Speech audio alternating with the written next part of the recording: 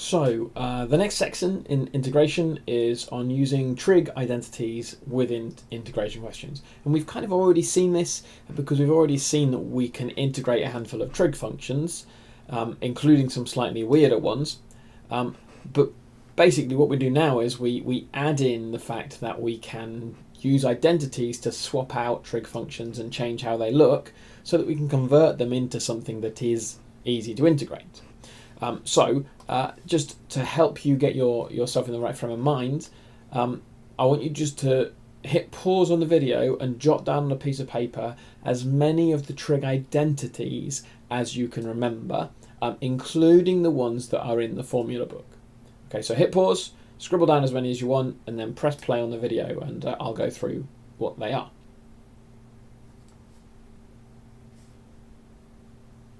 Okay, so the identities that we work with at the A-level are the following. These are all the ones you need at the A-level course. There are a whole load of other identities. If you go hunting online, you'll find pages and pages of other ones, but this is the only ones we need to know. So we've got the basic definitions. What is tan? It's sine over cos, and then the reciprocal functions cosec, sec, and cot. And this reminder that because cot is 1 over tan, it can also be written as cos over sine. We then have the Pythagorean identities.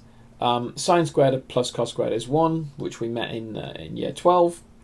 And then you divide through by sine or by cos squared, and you get the other two. So we've got those three identities, which are really useful for swapping squared trig terms out. We then have the addition formula. These ones are in the formula book. So you don't need to memorize them. You do need to recall how the plus minus signs work, going the same way and opposite ways. But it is also just generally helpful to have these in your head because it's quicker to just write a thing you know down than to look them up in the formula book. And then we have finally the double angle formula, and hopefully you recall this just comes from using the addition formula but with A and A instead of A and B. And these give us these three double angle formula, which are useful in a variety of contexts. In particular, the cosine of 2a1 is great because it has three different forms, one with cos squared and sine squared in, but then a couple of others with just cos squared or just sine squared. So these quite often turn out to be useful for other reasons as well. So those are all the trig identities you need to know. In addition to this, it's worth remembering these standard integrals that we looked at in the previous lessons, which is just the reverse of the differentiations and the differentiation ones we worked through earlier in the course. The formula book, remember, tells you a handful of these, so you're told these as differentiation, but we know that we can unwind differentiating to get integrating. So the only two you actually have to memorize are integrating cos gives you sine and integrating sine gives you negative cos, because the rest are in the formula book and we can always just go back and look them up. But again, the more you're able to hold in your head, the more efficient you can be when solving these problems. So we're going to have a look at three examples of what this looks like and how we do this. And the principle is always basically the same. Use some identities to exchange a thing we can't integrate for a thing that we can integrate. So find the integral of tan squared x. Tan squared we can't deal with, but we know that tan squared x plus 1 equals sec squared x from our Pythagorean identities, which means we can exchange tan squared x for sec squared x minus 1. So this integral is the same as integrating sec squared x minus 1 dx. Integrating 1 is easy. Integrating sec squared is one of our standard ones. Remember, we can always go back and look in the formula book for this information, but it's much more efficient to memorize it.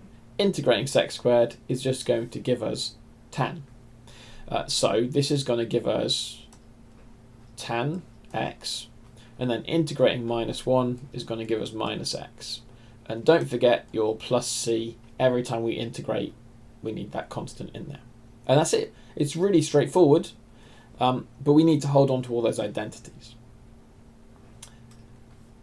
Second example, this time we've got a definite integral, we've got some limits, and we need to show that it equals to something. As it turns out, this is actually quite awkward for a couple of reasons. First of all, we've got sine squared. Your gut might be to try and use sine squared x plus cos squared x equals 1. This identity exchanges a sine squared for a cos squared. And we don't know how to integrate sine squared, but we also don't know how to integrate cos squared. So this doesn't really help. But we do have another identity which is involving sine squared, and that is cos 2x is going to be 1 minus 2 sine squared x, our double angle formula. And this is why they turn out to be so useful. We can swap squared terms for not squared terms. We need to do a bit of work rearranging this because I need it in terms of sine squared.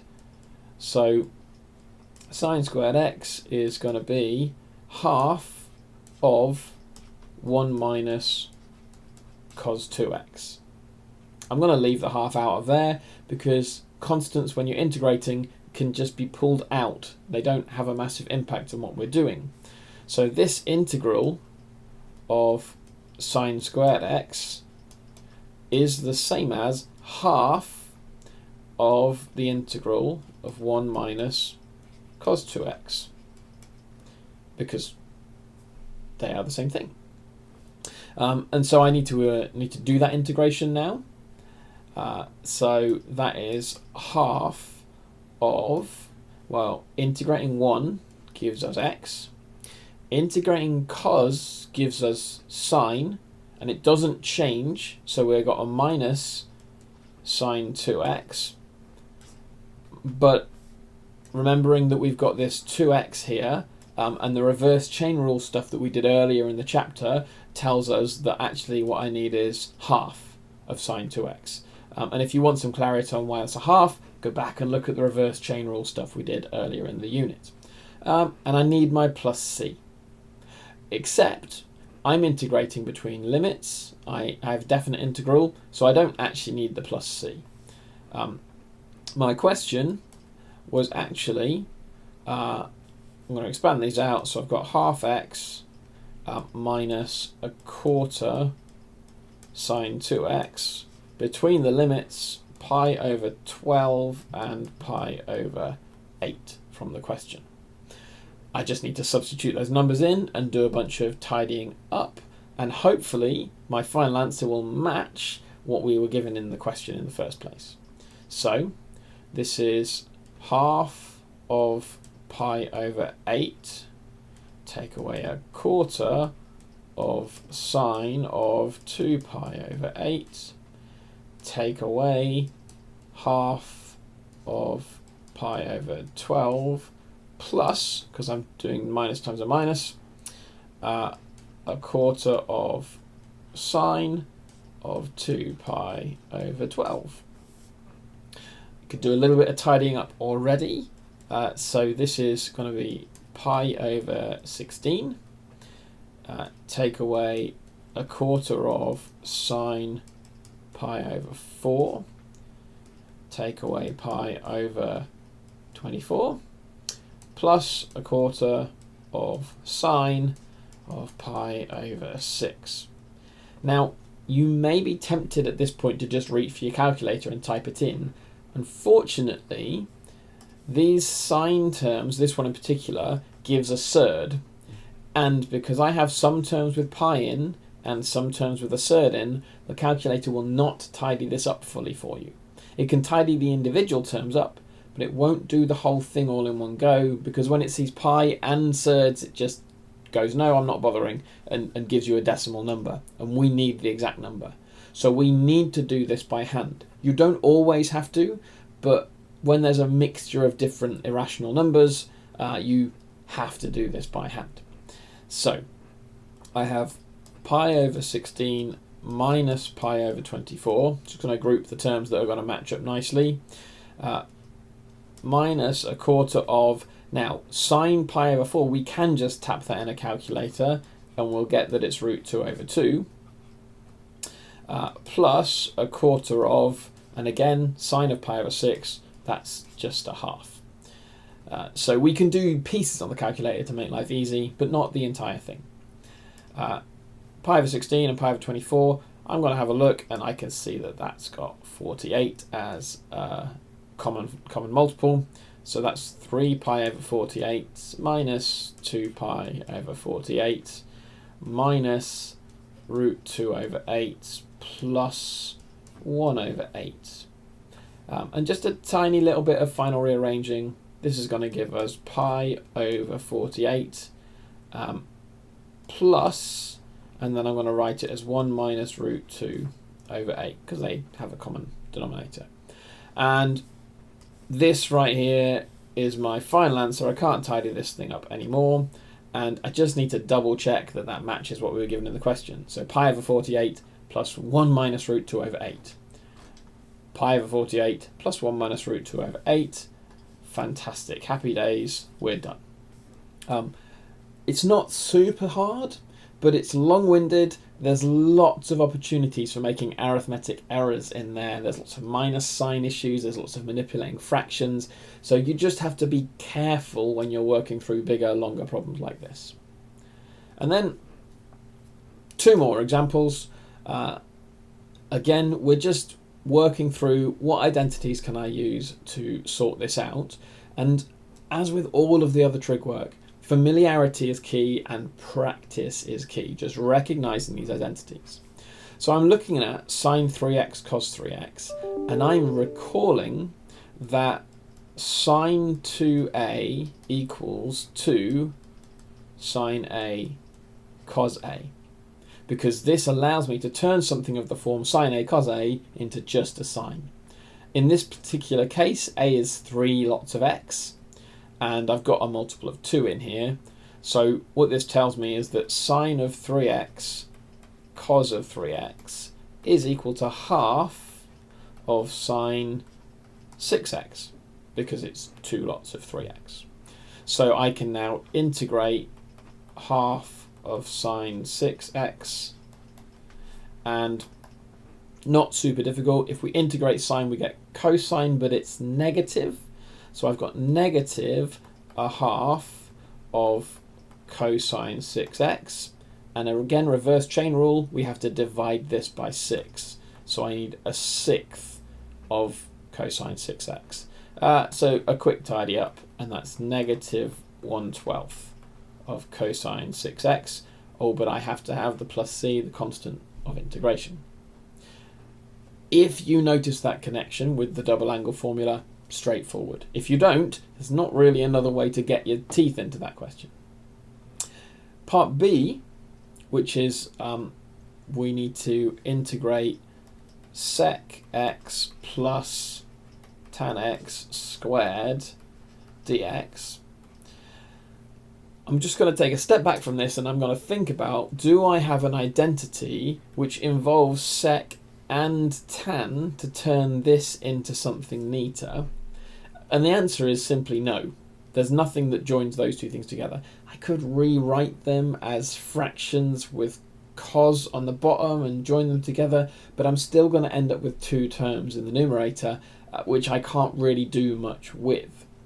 So my second port of call is to do what we often do with the brackets and just expand them. So sec x plus tan x squared is going to give me sec squared x plus 2 lots of sec x tan x plus tan squared x.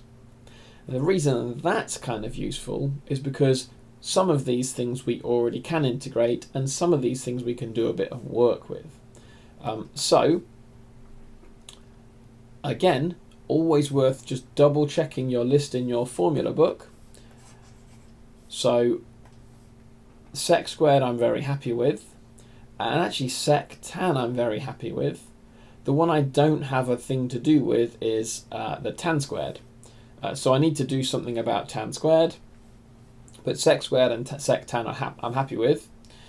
So my tan squared, actually just like we did in our previous example, tan squared x we can rearrange as sec squared x minus 1. So this thing tidies up to 2 lots of sec squared x plus, box that off so we don't get muddled, 2 lots of sec x tan x minus 1. And now I have 3 different terms, all of which I can integrate. So the integral of 2 sec squared x plus 2 sec x tan x minus 1 is, and again, if you need to refer back to your formula book, there's no problem with that. The sec squared becomes tan, and the sec tan becomes just sec. So I've got 2 sec squared, I'm going to end up with 2 tan squared, not tan squared, 2 tan x. The sec tan becomes, again, remember it's all here, sec, plus there, 2 sec x, and the minus 1 becomes minus x, and don't forget your plus c. So it's a bit messy there in the middle, let me really tidy that up. Integrating sec x plus tan x all squared is going to give us 2 tan x plus 2 sec x minus x plus some constant. There are other strategies and other ways of approaching questions a lot of the time.